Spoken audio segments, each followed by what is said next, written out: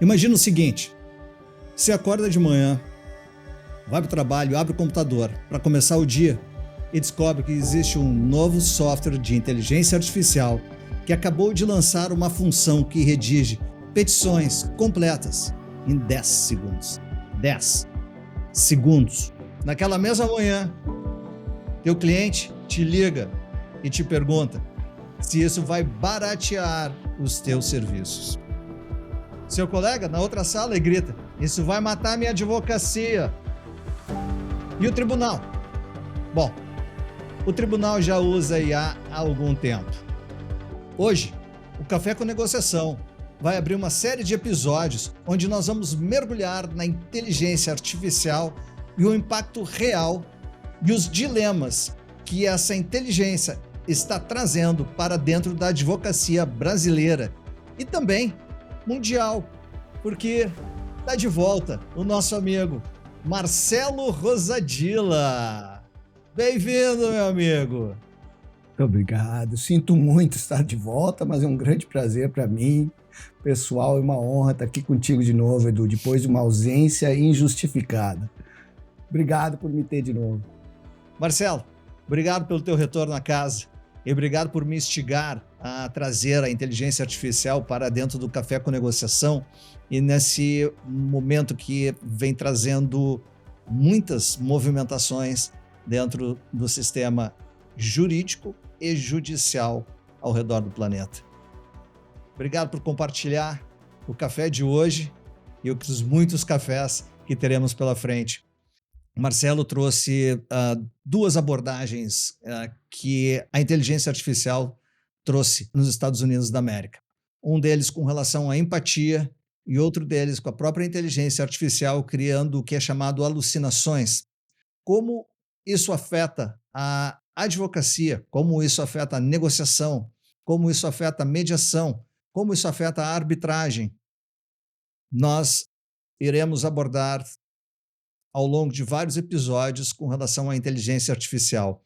Hoje nós vamos trabalhar em cima dos fatos que o Marcelo tem para nos trazer e os riscos que a inteligência artificial pode trazer para a advocacia de todos, para a mediação de todos e para a resolução de conflitos de todos.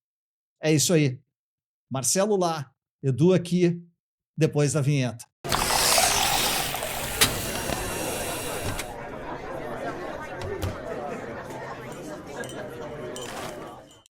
A preocupação de todo profissional, em pleno século XXI, com a inteligência artificial surfando a onda, é que ele possa ficar na praia, né, Marcelo? E não surfar mais a onda, perder o espaço no mercado. E isso vai para os advogados, vale para os negociadores, vale para os mediadores, vale para os médicos, vale para os engenheiros, e aí, sucessivamente, essa cadeia só tende a crescer. Nós não podemos trabalhar em todas as áreas hoje, vamos abordar a advocacia, onde o profissional da resolução de conflitos está atuando dia após dia. E existe um temor muito grande que haverá uma desvalorização econômica da profissão, que chatbots, geradores de peças processuais que trarão pareceres, trarão contratos, tirará ou trará um risco muito significativo ao trabalho jurídico, sendo essa automatização uma forma de baratear procedimentos como petições iniciais, recursos padronizados, contratos de rotina, né, Marcelo? Pareceres de baixa complexidade, atendimentos ao cliente, pesquisa jurisprudencial. Isso, invariavelmente, traz uma pressão sobre os valores dos honorários. Uma competição com plataformas de advocacia automatizada, então outros empresários no ramo começarão a ganhar em cima da advocacia e o deslocamento de advogados iniciantes para tarefas menos jurídicas e mais de supervisão técnica. O que é interessante, porque, se eu não me engano, Marcelo, se o advogado não vai fazer essas tarefas repetitivas, ele poderá, de fato, ter mais tempo para cuidar do seu cliente. Não seria isso? Teoricamente, né, Eduardo? Teoricamente seria, porém, o que acontece, que eu estou vendo assim acontecer, é muito descaso, né, em relação à sua própria ética profissional, né? Eu não lembro exatamente qual o artigo que eu compartilhei contigo, mas eu tenho lido vários artigos sobre advogados apresentando suas iniciais, suas peças processuais com jurisprudência inventada pelo AI, pelo IA, né, pela inteligência artificial. Ou seja, decisões e acórdãos e até mesmo casos que nunca existiram. E isso é o assustador da coisa. Claro que tem certos procedimentos protetivos no direito americano que quem engaja nesse tipo de atuação, o advogado, no caso, ele vai sofrer sanções seríssimas, né?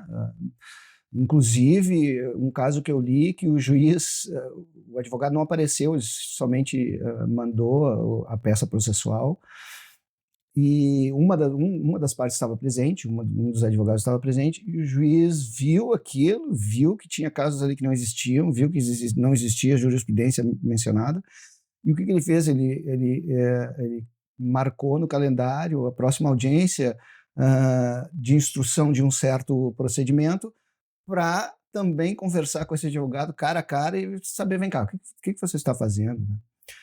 E o advogado, no fim, entrou com outro processo, Outra uma outra petição. peça, isso, explicando o porquê, usando de novo jurisprudência que não existia. Então, primeiro, esse tipo de ações protetivas que existem aqui ainda são consequentemente efetivas, né? O advogado vai ser sancionado, vai ser suspenso, pode até ser expulso da ordem, etc, etc. O problema é que está acontecendo cada vez mais, e mais ainda, talvez mais complexamente falando, o problema é que o IA, a inteligência artificial, primeiro, ela faz coisas que o usuário pede acredita-se, né, com a percepção que o IA precisa satisfazer o usuário. Então, muitas vezes ele acaba criando essa coisa para satisfazer o usuário. Um exemplo muito claro, tem um canal de YouTube muito bom, que é jornalístico, ou seja, as pessoas fazem pesquisa, investigam, pedem para especialistas dar opiniões antes de eles lançarem um vídeo no mercado. E eles têm um intuito de aprendizado, de informar as pessoas. Muito bom o canal. Kurzgesagt, in a nutshell, não sei como é que é o nome em português. Enfim, eles fizeram uma pesquisa logo no início do AI, eles fizeram uma pesquisa pedindo para o AI, eles pedindo para várias plataformas de AI fazer um vídeo sobre estrelas marrons, que não existem, né? Fazer um vídeo pedindo para o AI para o IA fazer um vídeo sobre estrelas marrons e por que a humanidade detestava estrelas marrons. O AI fez esse vídeo, o IA fez esse vídeo, e eles foram investigar esse vídeo. Foram investigar e descobriram que 70% dos fatos que eram apresentados no vídeo eram verdadeiros. Eles podiam ir até a fonte, descobrir de onde veio essa informação, etc, etc. Porém, 30% eles não conseguiram encontrar a fonte de onde o IA tirou esse tipo de informação. E eles foram pesquisar a fundo e descobriram que as fontes de onde o IA tinha tirado aquela informação eram de outros artigos também criados pelo próprio IA. Ou seja, eles descobriram que o IA estava se ensinando a si próprio com fatos inverídicos, com fatos que não eram verdade. E o mais assustador de tudo é que depois de algum tempo, eles foram ver que o mesmo vídeo que eles pediram para o IA criar foi publicado no YouTube, na plataforma do YouTube, e já tinha mais de centenas de milhões de visualização, ou seja, essas centenas de milhões de pessoas estavam aprendendo algo errado sobre uma estrela marrom que nem existe. Então, é muito, muito assustador isso, quando se pensa dessa maneira, de que o IA está aprendendo consigo mesmo, né? A grande vantagem que nós temos ainda hoje em dia, e desculpe se eu estou me alongando e não respondendo a tua pergunta, Edu, mas me vem coisas na cabeça, eu vou falando. A grande vantagem que nós temos hoje em dia é que ainda o IA ele está limitado a certas funções, né? A gente diz, por exemplo, cria um texto sobre isso usando isso, e ele faz aquilo ali. Mas ele não tem uma inteligência geral que a humanidade tem, né? Que nós humanos temos, que é a inteligência de ver uma imagem e já decidir se aquilo ali precisa de uma ação, se precisa de uma ajuda, se precisa de uma solução. A humanidade lê uma frase, tu sabe como tu deve agir de acordo com aquela frase. E o IA ainda não consegue fazer isso, ainda não tem essa inteligência geral de tirar conclusões próprias sobre coisas que não tem a, a expertise, né? O conhecimento detalhado sobre aquele fato, ou melhor, sobre aquele assunto. No momento que ele chegar a esse ponto, no momento que a inteligência artificial chegar a esse ponto, aí tudo vai mudar, né? Nossa vida não vai ser mais igual. Pode ser bom, pode ser ruim, ninguém sabe. Então, isso a meu ver, são coisas que nós devemos decidir, principalmente como advogados, né? Quanto à ética. O que é ética e o que não é. Se eu estou tomando meu tempo para fazer esse tipo de investigação e de pesquisa, mesmo usando o AI como uma ferramenta, eu posso cobrar a mesma coisa do cliente. Por quê? Porque eu estou usando uma ferramenta que eu disse para essa ferramenta, eu quero que faça isso, isso e aquilo, e ele me deu essa ferramenta, seja ela um estagiário ou uma máquina que pensa, né? Isso é, sem dúvida, Marcelo, tu está abordando um segundo risco aqui da minha lista, que são os erros ou alucinações que a inteligência artificial acaba trazendo. E hoje nós vemos na medicina uma possibilidade da apresentação de laudos médicos, inclusive em câncer, de ajuste ou acertos de 95% maiores do que os existentes atualmente, mas dentro da advocacia os erros são muito grandes, e principalmente esse de inventar jurisprudência e trazer citações de precedentes ou doutrinas inexistentes, interpretar a legislação de forma incorreta, gerar argumentos, já que está trazendo a legislação de forma incorreta, gerar argumentos incoerentes e acabando por misturar dados reais com hipóteses, como se fossem fatos existentes. E aí o que acontece? O advogado vai assinar essa peça.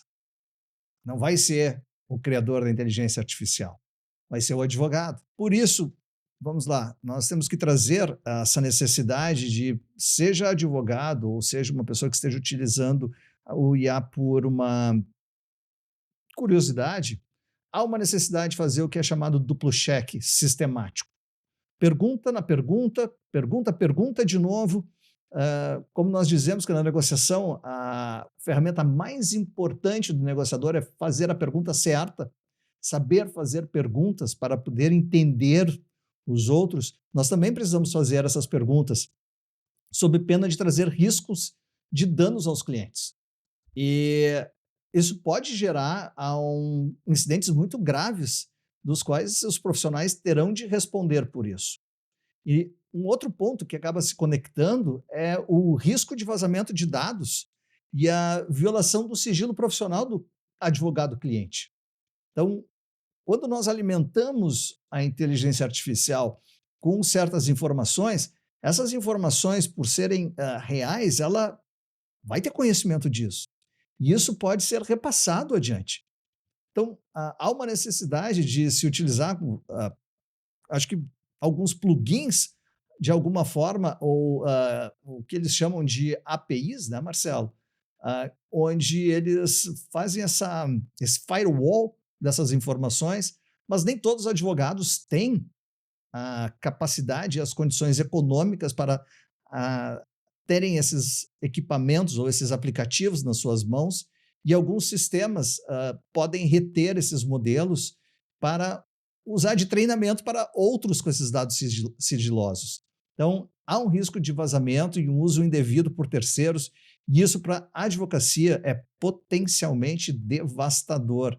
E, de novo, não é utilizar uma informação que está direto lá no Google, é o fato de nós utilizarmos uma informação dos nossos clientes junto com a IA, e essa IA puder ser apropriar dessa informação e distribuir para os seus pensadores dados que pertencem aos seus clientes. Então, isso é muito importante e gostaria de sublinhar no episódio de hoje. E prestem atenção nas informações que vocês colocarem nesses chatbots. Pode acontecer algum problema. E a outra indicação que eu gostaria de passar aqui, Marcelo, é façam o duplo cheque. Façam a checagem 2, 3, 4 vezes. Refaçam as perguntas e verifiquem se isso tem fundamento para o que o cliente de vocês estaria buscando. Afinal de contas, mesmo que nós sejamos uma atividade de meio, isso gera responsabilidade.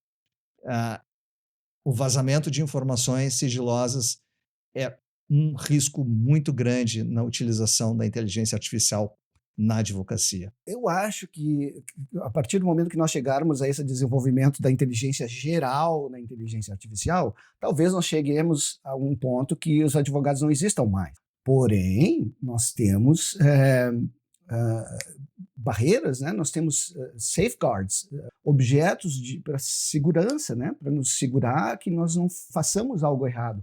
Nesse caso, a ética, nossa ética profissional, demanda que nós façamos uma diligência devida quanto a tudo que escrevemos, que produzimos, etc, etc. De novo, eu acho uma boa coisa que nós ainda temos essa responsabilidade no nosso colo, que ainda nós temos essa autonomia para, ao sermos éticos, conseguirmos prever, né, esse tipo de alucinação da inteligência artificial. É bem por aí.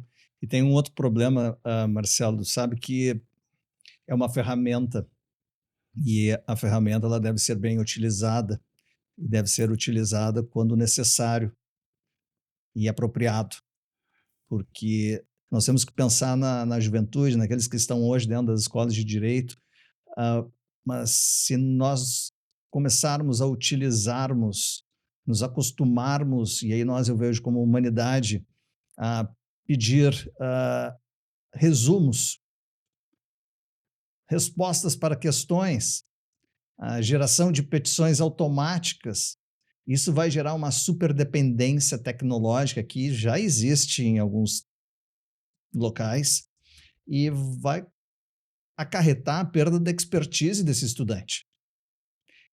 A capacidade crítica, a técnica e a capacidade argumentativa vai embora. O cérebro tende a atrofiar. E a advocacia ela é eminentemente e profundamente analítica. Se o profissional ficar dependente da IA, sem dominar a matéria que ele se julga expert, a sua maturidade jurídica pode estagnar, se não até regredir. E aí nós vamos perder as nossas posições. Então, nós devemos, antes de mais nada, saber utilizar essa ferramenta com, eu não vou dizer com uma certa parcimônia, mas com inteligência, para podermos obter um equilíbrio em tarefas que efetivamente, vamos dizer assim, responder e-mails com relatórios sobre o que os clientes estão querendo saber de andamentos de processos. Isso é uma tarefa eminentemente burocrática. E essas tarefas burocráticas, a inteligência artificial vem para auxiliar.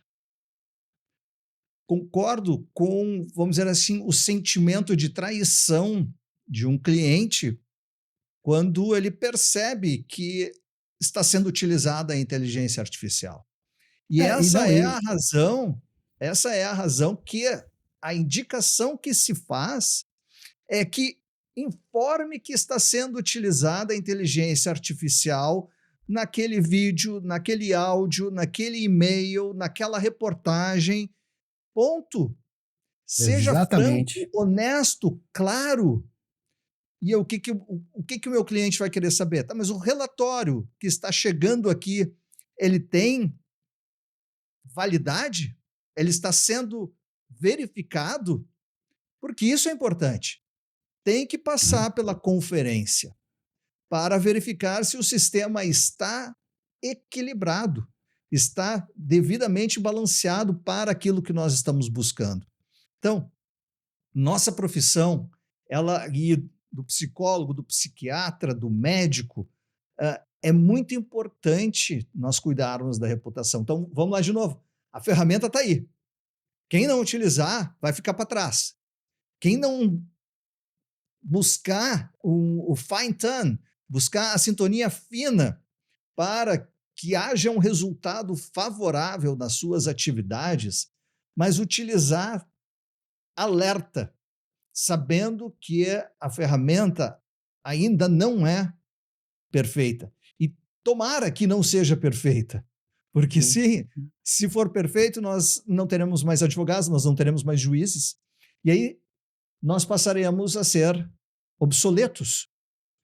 E não haverá espaço para todos esses bilhões que estão aí fora buscando mercado. Nós voltaremos a ser escravos de alguém. E escravos livres. O fato de ir e vir livre na rua não quer dizer que não exista alguma espécie de pressão. Agora, quando nós perdermos espaço e não tomarmos as rédeas, não termos mais a possibilidade de tomarmos as rédeas do nosso futuro, isso será muito grave. É necessário nós estarmos alertas, até por uma outra questão que, vamos dizer assim, desses riscos na advocacia, Marcelo, são os vieses algorítmicos, que podem prejudicar alguns clientes. Por quê? Nós teremos que lidar com tribunais. E dependendo do tipo de modelo que nós utilizamos, esses tribunais hoje já têm também sistemas de inteligência artificial, como no STF tem o Victor e a Maria. Então, quando nós trabalharmos em certos modelos, esses recursos, ou melhor, esses sistemas, eles vão priorizar certos tipos de recursos. Eles vão classificar as ações. Eles podem favorecer padrões históricos, que por si só já tem algum viés, porque depende de quem escreveu. Então, isso pode prejudicar algum grupo que é mais vulnerável. E nessa corrente, o advogado é muito vulnerável. Então, sim, nós vamos poder utilizar uma ferramenta para facilitar o nosso trabalho dentro do escritório, devemos utilizar para facilitar o trabalho dentro do escritório. E o favorável para, pelo menos na minha vida, que eu estou hoje sentindo, é que me dá mais tempo para poder falar com o meu cliente. Me dá mais tempo para escutá-lo e fazer a pergunta certa para saber aonde que ele quer chegar. Como eu vou poder atendê-lo para trazer resultado e, de preferência, mais rápido e eficaz para ele. E a IA exige que nós venhamos a continuar a estudar, porque se nós utilizarmos como uma muleta, nós vamos perder a habilidade da advocacia, nós vamos perder a habilidade de nos encontrar com os seres humanos e sermos humanos. E isso a IA não será. Por mais que ela foque na empatia, Marcelo, conta essa. Ainda, né? Ainda não será, né? Isso é a Conta grande essa da vantagem. empatia. Essa é a grande vantagem que nós temos hoje em dia. Hoje em dia, a inteligência artificial não chegou ainda a conseguir uma inteligência geral, como nós temos. A gente tem soft skills que a inteligência artificial não tem, né? Então, nós temos essa comunicação, por exemplo, nós dois estamos falando a mesma coisa, que a gente pode utilizar a inteligência artificial como ferramenta para criar um relatório, mas ao mesmo tempo a gente pode adicionar uma pequena frase ali antes do relatório dizendo: bom dia, Eduardo, espero que esteja tudo bem, é que eu estou te mandando um relatório que eu gerei no escritório, foi verificado, etc, etc. Então a gente pode ter essas duas coisas, pode utilizar a ferramenta e utilizar dessa nossas soft skills de lidar com pessoas, com humanos, né? Então a gente tem essas soft skills que a gente consegue utilizar ainda para ter essa conexão. Ou será que conseguimos? Será que a gente consegue? O que o Eduardo está falando é uma pesquisa que a UCSD, a University of California, San Diego, uma Universidade de Califórnia em San Diego, que eles têm uma faculdade de medicina muito forte. Eles tomaram 2 grupos de médicos e enfermeiros, então profissionais altíssimos, né? Sabem o que fazem, lidam com pessoas diariamente. Um grupo, né, de enfermeiros e médicos, e eles fizeram esses enfermeiros e médicos terem consultas médicas com médicos e com inteligência artificial. Claro que esse grupo não sabia quando eles estavam sendo tratados pela inteligência artificial ou quando eles estavam sendo tratados por um médico, uma pessoa mesmo, né? Não sabiam. Então eles fizeram a consulta como uma pessoa normal, foram lá, reportaram uma dor, uma consulta médica normal. No fim, a UCSD queria saber o resultado disso tudo. E, se não me engano, foram 73%, não me lembro do número exato agora, mas foram mais de 70%, sem dúvida. A UCSD descobriu que 73%, 74% dos médicos e enfermeiras preferiram o atendimento pela inteligência artificial, ao invés do atendimento por uma pessoa. E o pior de tudo foi que quando a UCSD perguntou por que eles preferiam, claro, de novo, eles não sabiam que era inteligência artificial, por que eles preferiam o atendimento deste profissional, que era a inteligência artificial, os médicos e as enfermeiras falaram que eles preferiam a inteligência artificial, entre parênteses, né, que eles preferiam o atendimento deste profissional, porque o profissional ouvia eles com muito mais atenção, demonstrava empatia quanto ao que eles estavam reportando e consideração para o tipo de tratamento mais eficaz e mais condizente com o tipo de pessoa, o tipo de paciente. E isso, a meu ver, é assustador, né? Se nós, pessoas, não conseguimos demonstrar empatia, nem conseguimos escutar nossos clientes, nossos pacientes, o que nós estamos fazendo de certo? O que é que a gente precisa fazer para conseguir competir com uma inteligência artificial que além de dar um diagnóstico certo, consegue ser mais empático e mais solidário com o paciente? É assustador isso, eu acho assustador. E quando nós chegarmos a uma inteligência geral, na inteligência artificial, aí esquece, aí não sei o que vai acontecer, certo? O conceito ou a ideia de empatia na inteligência artificial não faz sentido, porque ela não é humana. As Ainda. máquinas, sim, mas as máquinas hoje não sentem. O que ela pode fazer, e aí, claro, porque está programado para isso, ela simula. E ela vai conseguir fazer isso 100%. Claro, desde que não seja esse contato que nós temos interpessoal falando. Agora, se for um contato por um outro meio, ela pode simular. E simulam tão bem que pode fazer até mesmo que um negociador do outro lado acredite que está diante de uma pessoa sensível, compreensiva, cooperativa. E aí, isso me traz dois pensamentos. Se essa máquina consegue atuar com cooperação, ela pode ser muito mais rápida em resultados negociais do que um advogado. Porque, e aí eu não estou falando mal de mim, e nem mal dos meus colegas, mas muitas vezes nós nos fechamos por causa de um interesse do nosso cliente, o qual nós protegemos com base na lei. E nós não dialogamos. Nós encerramos comunicações e a máquina consegue cooperar sem ter essa sensação, sem ter esse sentido, e segue adiante. Isso é chamado empatia algorítmica, que faz para criar uma confiança do outro lado, reduzindo atritos, evitando os conflitos e permitindo que os acordos possam vir de uma forma mais equilibrada. E aí nós podemos perder espaço. Então, a empatia também pode ser essa simulada, né, pode ser um instrumento de influência de uma forma tal que pode superar a nós mesmos. E quando eu trouxe para os nossos assinantes aqui que, olha, a máquina pode ser utilizada e pode ser utilizada para atividades e tarefas repetitivas que são burocráticas e nos fazem perder muito tempo. Dei o exemplo do e-mail e dos relatórios. Isso faz com que nós tenhamos mais tempo para cuidar dos nossos clientes. E a máquina não pode ser mais empática do que eu. Isso ela não pode superar. Eu não posso aceitar isso.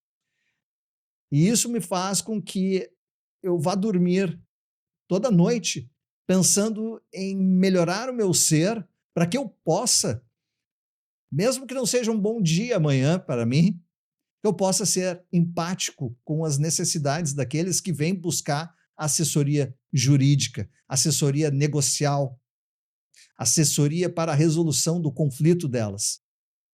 Então, sim, existem sérios riscos para muitas profissões hoje em dia, mas nós não podemos nos dobrar. Nós devemos, e ali eu estou aqui urgindo para que os meus colegas continuem utilizando as ferramentas de forma moderada e aplicando elas de forma moderada e que aprendam a utilizá-la em benefício próprio, não em benefício dos criadores, não em benefício desses que estão hoje faturando dezenas de milhões de dólares diariamente em assinaturas de chatbots ou de aplicativos que fazem a tarefa de vocês, que vocês deveriam estar fazendo. Temos vários desafios pela frente, né? O que, de novo, o que eu gosto sempre, quando a responsabilidade cai no meu colo. Eu gosto quando eu sou autônomo para eu decidir o que eu posso fazer, porque aí quem é o responsável? Sou eu. Então, como advogado, é minha responsabilidade, é meu dever fazer a diligência devida quanto ao que eu estou produzindo, independente do que seja. Revisando o relatório do AI, revisando a inicial, tendo um contato, uma empatia com o cliente, entendendo o que o cliente quer, etc. Tudo que a gente vem falando aqui há anos, né? Mas utilizando da ferramenta que ainda nos é simplesmente uma ferramenta. Quando ela chegar a ser autônoma e ensinar a si própria e ter essa inteligência geral e se programar para ter dor, pânico, vergonha, etc., aí a coisa muda. Aí já tudo vai mudar, aí a gente vai ter que fazer outro episódio. Mas enquanto isso, nós temos muitas ferramentas próprias como seres humanos, né, para adicionar à ferramenta de inteligência artificial e provermos ao nosso cliente um atendimento muito mais profissional, ético e eficiente e satisfatório para o cliente, obviamente, né? Mas eu tenho a percepção, talvez não errônea, que nós ainda vamos falar muito sobre inteligência artificial, Edu. Sim, vamos mesmo. E, como dito, tem muitos casos acontecendo e não vai dar para trazer tudo de uma vez só. A inteligência artificial está cobrindo um campo muito grande e, no tempo e no momento adequado, as informações virão e nós vamos aqui trazer o tema para controverter com todos que curtem um café, uma negociação e agora uma inteligência artificial com uma ferramenta que possa trazer benefícios para todos. Com Marcelo Rosadilla e a inteligência artificial, no caso dele, a AI, Artificial Intelligence. Grande amigo. Obrigado, Marcelo. É sempre Obrigado, ótimo bater um Edu. papo contigo. Igualmente, cara, uma honra, um grande abraço. Até a próxima, mais inteligente e menos artificial no Café com Negociação. Essa foi boa. Essa foi boa, cara. Essa foi boa. Valeu, Marcelo. Falou, velho. Pô, como tem coisa pra falar, né, cara? Caramba.